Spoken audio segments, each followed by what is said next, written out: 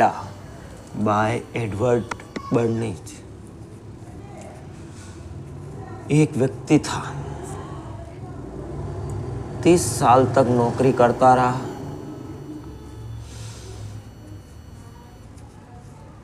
हर सुबह समय पर उठा, लोकल ट्रेन पकड़ी, ऑफिस पहुंचा, ऊपर से दबाव झेला, बॉस की डांट सही, घंटों स्क्रीन पर आंखें गड़ाए रखा, क्योंकि परिवार की जिम्मेदारी थी।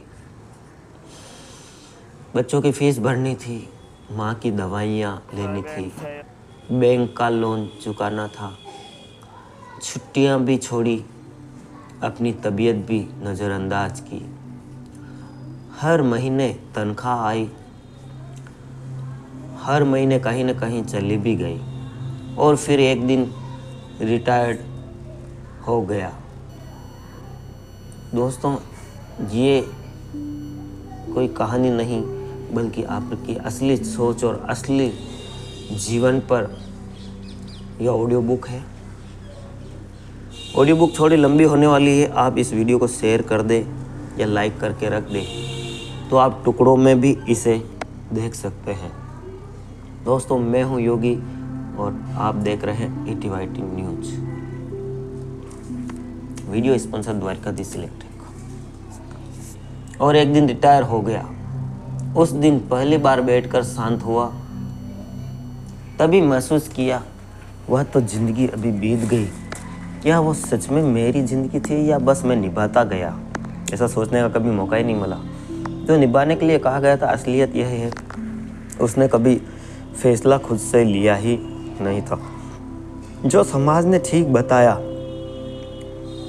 वो सही मान लिया, जो सिस्टम ने रास्ता दिखाया उसी में चलता गया। और यही कहानी सिर्फ एक की नहीं है, यह तो हर उस इंसान की कहानी है जो खुद को मिडिल क्लास कहता है, जिसे बताया जाता है कि मेहनत करते रहो, सपने देखो, एक दिन सब अच्छा होगा। पर सच्चाई कुछ और है। वह हर दिन भागता है पढ़ाई में, नौकरी में, रिश्तों में। ये सोच बदल देगी दोस्तों। पूरा देखिए वीडियो को। खर्चों में। Video sponsor Dwarkadhish electric and power tool, Changeri road, Fatehnagar. यह कहानी आपकी सोच को बदल देगी। हर दिन भागता रहा पढ़ाई में, नौकरी में, रिश्तों में, खर्चों में, कर्जों में। हर जगह उसके हिस्से में सिर्फ जिम्मेदारी आती है, फैसले नहीं। सोच पर भी किसी और का कब्जा है। आप सोचते हैं कि अपने मन से जी रहे हैं, कौन सी चीज़ खरीदनी है, किसकी शादी करनी है, किससे डरना है, किस पर गर्व करना है। लेकिन दरअसल यह सब पहले से तय कर दिया होता है। स्कूल में जो पढ़ाया गया, टीवी पर जो दिखाया गया, धर्म के नाम पर जो सिखाया गया, न्यूज़ में जो डाला गया, धीरे धीरे मन में उसी दिशा में डलते गए जहां उन्हें ज़रूरत थी। यही बात दुनिया के सामने पहली बार इतनी खुलकर कही थी एडवर्ड बर्नीज ने अपनी किताब में, जिसका नाम है प्रोपोगेंडा। दोस्तों, यह वीडियो आप रिलेटिव्स या किसी स्टूडेंट या अपने किसी करीबी को ज़रूर सेंड करें। यह आपकी सोच बदलने वाली है। प्रोपोगेंडा, यह किताब सिर्फ प्रचार की तकनीक नहीं है, बल्कि इस बात पर है कि कैसे इंसान की सोच को, उसके निर्णयों को और पूरे समाज को धीरे धीरे एक तयशुदा दिशा में मोड़ा जाता है, बिना उसे एहसास कराए। प्रोपोगेंडा दिखता नहीं, लेकिन हर जगह जब उसे पहचान लेते तो शायद पहली बार खुद से सोचने की शुरुआत होती है। चैप्टर 1, इष्ट का सौदा। कभी यह सोचा है कि जो कपड़े पहने जाते हैं, जो फ़ोन लिया जाता है, जूते, परफ्यूम, गाड़ी, हेयर स्टाइल, यह सब खुद के लिए लिए जाते हैं या दिखावे के लिए? अक्सर यह लगता है कि सिर्फ खुद के होते हैं, लेकिन हकीकत यह है कि जो चीज़ पसंद आती है वह पहले से ही तय हो चुकी है आपके लिए। सोच का रास्ता जिससे होकर चुनाव किया जाता है, रास्ता किसी ने बना रखा है। यह सब होता है बहुत चालाकी से, बिना एहसास कराए, बिना ज़बरदस्ती किए। एक बहुत मामूली सा उदाहरण, किसी ने 3000 की टी शर्ट पहनी, कपड़ा वैसा ही है जैसा किसी 300 रुपये की टी शर्ट में होता है, लेकिन लोगों ब्रांड सोशल वैल्यू ने उसे इष्ट का टुकड़ा बना दिया। अब जो कपड़ा नहीं रहा वह एक पद बन गया है, और फिर वही इष्ट जिससे लोग मानते हैं कमाई बन जाती है। धीरे धीरे खरीदी जाने वाली ब्रांड से, स्टाइल से, दिखावे से। असल में यह खेल इज्जत का नहीं, डर का है। डर यह है कि कहीं लोग कम ना आंक ले, कहीं कोई मजाक ना दे, कहीं कोई ना कह दे इसका फ़ोन पुराना है, इसके जूते सस्ते हैं, यह तो बस ऐसा ही है। अब जो लोग बहुत अमीर हैं उनके लिए यह सब चीज़ें रोज़मर्रा की बात है। उनके लिए एक नया फ़ोन लेना जैसे आप एक चाय की दुकान पर जाकर चाय पीते हैं। जो गरीब है उन्हें पता है कुछ भी लेना मुमकिन नहीं। उनके पास चाहने और पाने के बीच इतना फासला होता है कि वह दिखावे के खेल में पड़ते ही नहीं, बीच में फंसते हैं। मध्यम वर्ग, मिडिल क्लास। दोस्तों, यहाँ तक वीडियो समझ में आया तो एक छोटा सा लाइक करें और छोटा सा कमेंट करें क्या समझ में आया। उसे सब कुछ चाहिए, लेकिन हर चीज़ के लिए कीमत चुकानी पड़ती है। यह कीमत सिर्फ पैसों की नहीं होती, यह कीमत होती है आत्मसम्मान की, असल ज़रूरतों की बलि देने की, और सबसे ज़्यादा खुद की पहचान भूल जाने की। Video sponsor Tata steel, Jio and Redmi mobile phone. खुद की पहचान भूल जाने की लोगों को, ज़रूरतों की बलि देने, खुद को पहचान भूल जाने के लोगों को लगता है कि जो चीज़ें ली जाती है वह खुशी देती है, लेकिन असल में यह चीज़ें एक नया टारगेट देती है। जैसे ही एक ब्रांडेड घड़ी आती है, अगला ब्रांड याद दिलाया जाता है। जैसे ही कार ली जाती है, कोई और मॉडल नज़र में घुसा दिया जाता है। जैसे कि आपने देखा होगा चुनाव में, विधानसभा चुनाव एक राज्य में ख़त्म हुए और जो पार्टियों के अध्यक्ष होते हैं वह दूसरे राज्य की तैयारी करने लगते हैं। विधानसभा चुनाव ख़त्म होता है, नगर परिषद, नगर पालिका, इसकी तैयारी वो ख़त्म होता है। उन कार्यकर्ताओं को टारगेट दिया जाता है, किसी भी पार्टी के हों, कि अब राष्ट्रीय चुनावों की तैयारी करें, लोकसभा पार्लियामेंट के चुनाव की तैयारी करें।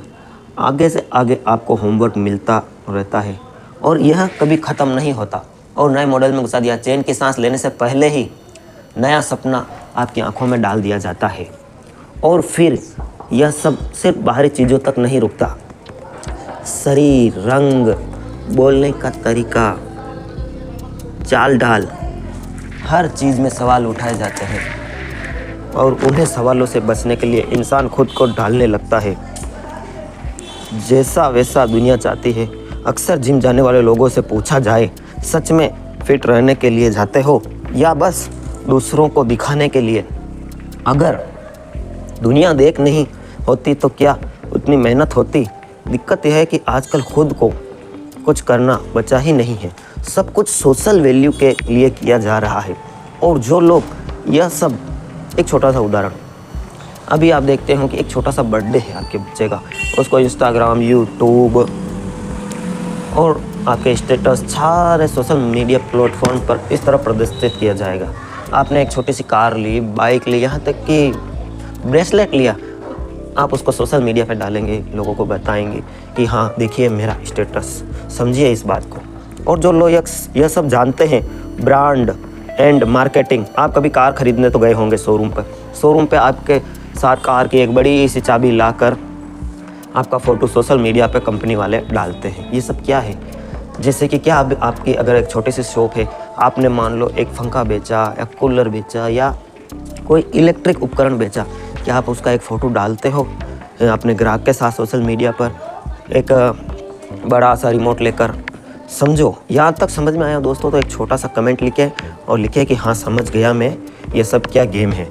जो लोग ये सब जानते हैं, ब्रांड एंड मार्केटिंग कंपनियाँ, उन्हें अच्छी तरह पता है कि डर और दिखावा।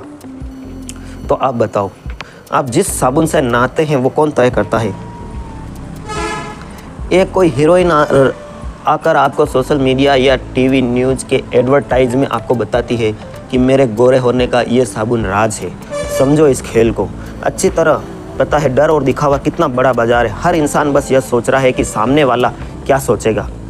और यही सोच बन जाती है ज़िंदगी की सबसे बड़ी कैद। जैसे एक बंदा EMI में फ़ोन ले रहा है, 24 महीने की किस्तें, सिर्फ इसलिए ताकि किसी के सामने शर्मिंदा ना होना पड़े। लेकिन सोचो, अगर कोई देखने वाला ही ना हो, कोई राय ना बनाए, तब क्या सच में वो फ़ोन चाहिए? एक छोटा सा बच्चा 5 साल का, ये रियल स्टोरी बता रहा हूँ, मैंने देखा। मैं अपने किसी मित्र के यहाँ आगरा में था। वो मित्र है, डॉक्टर हैं, अभी बने हैं। उनका 5 साल का बच्चा, उनके मम्मी पापा बाहर कहीं गए थे, कोई कुरियर आया था और वो बच्चे के लगी पैरों के। बच्चा बिल्कुल रोया नहीं, उसने उधर उधर देखा, पैरों के थोड़ी सी लगी, उसकी अंगुली, छोटी सी अंगुली से छोटा सा स्क्रैच पड़ गया था। जैसे उसकी मम्मी आई, उसने देखा मम्मी आ गई, फिर वो रोने लगा ज़ोर ज़ोर से। फिर मम्मी ने देखा कि बच्चे के लग गई है और उसने दवा लगाई। ये सब क्या है? इंसानी मन का। देखिए, आप छोटे से बच्चे को पता है कि कोई देखने वाला है तो ही रोऊं। क्या सच में वो फ़ोन चाहिए? यह सिस्टम इसी खतरनाक सोच पर टिका है कि इंसान को अंदर से इतना खोखला कर दिया जाए कि वो बाहर की चीज़ों में अपनी पहचान ढूंढे। इसलिए कहते हैं कि अगर खुशी ढूंढनी है, अंतर ध्यान टूटना है, तो अपने इनर इंजीनियरिंग, अपनी आंतरिक व्यवस्था को सुधारें, ना कि बाहर आप ब्रांडेड शर्ट, जूते, ब्रांडेड परफ्यूम। जब तक आपकी आंतरिक स्थिति नहीं सुधरेगी, तब तक यह सोचना मूर्खता है कि मुझे खुशी होगी, परम आनंद होगा। आगे बढ़ते हैं दोस्तों। बाहर की चीज़ों में अपनी पहचान ढूंढे। जितना वह खरीदता जाएगा उतना लगेगा कि अब कुछ बन गया है, लेकिन अंदर से बस एक नया डर बैठा है। अलग क्या, हर बार नया कुछ खरीदो, नया कुछ दिखाओ, वरना डर लगेगा कि लोग क्या कहेंगे। सबसे बड़ा रोग, क्या कहेंगे लोग। यह सब इतनी सफाई से होता है कि किसी को शक भी नहीं होता। असल में यह एक जाल है, ट्रैप। इस अब मेहनत से नहीं, बाजार से मिलती है। बाजार जानता है कि इसको भूख सबसे तेज होती है। जैसे जैसे सोशल मीडिया आया, यह जाल और मजबूत हो गया। अब हर फोटो, हर स्टोरी, हर पोस्ट को एक नए कंपैरिजन को जन्म देती है। This electric and power tools, all type of sales, service and spare parts. Her story एक जाल, पोस्ट को, कंपैरिजन को जन्म देती है। यह लोग और मान लेते हैं कि दिखावा ही सब कुछ है। सवाल यह नहीं कि यह गलत है, यह सही है। सवाल यह है कि तुम्हारा अपना फैसला या सिर्फ दूसरों की आंख से खुद को देखने की आदत। जब तक यह बात समझ नहीं आती, तब तक इंसान एक इनविजिबल रेस में भागता रहता है, जिसमें ना मंजिल होती है ना जीत, बस खुद को साबित करने की थकान होती है। इसलिए इस खेल का सबसे पहला सच यही है, ये स्टफ बिकती है और इसे खरीदने की कोशिश में लगा होता है। हर दिन कुछ बेच रहा है, अभी वक्त कभी पैसा, कभी वक्त कभी पैसा, सबसे ज़्यादा खुद को। चैप्टर 2, सोच का सौदागर। अक्सर लोग मानते हैं कि जो सोचा जाता है वह उनका खुद का होता है। हर विचार, हर फैसला, हर सपना जैसे अपनी ही मर्जी से आया हो। लेकिन असल में ज़्यादातर लोग यह सोचते हैं जो उन्हें दिखाया गया है। सोचना और जो उन्हें सिखाता है वो बस एक इंसान नहीं होता, एक पूरा सिस्टम होता है। बहुत पुराना, बहुत गहरा और बहुत चतुर सिस्टम। सोच पर कब्जा करना तलवार से ज़्यादा ताकतवर होता है, क्योंकि अगर किसी के दिमाग में यह भर दिया जाए कि जो हो रहा है वही सही है, तो फिर उसे कैद में रखने के लिए दीवारें नहीं चाहिए, हथकड़ी नहीं चाहिए, नहीं डंडा। यह खुद अपनी कैद बनाता है, खुद ही उसके नियम मानता है और फिर उसी कैद को आज़ादी समझने लगता है।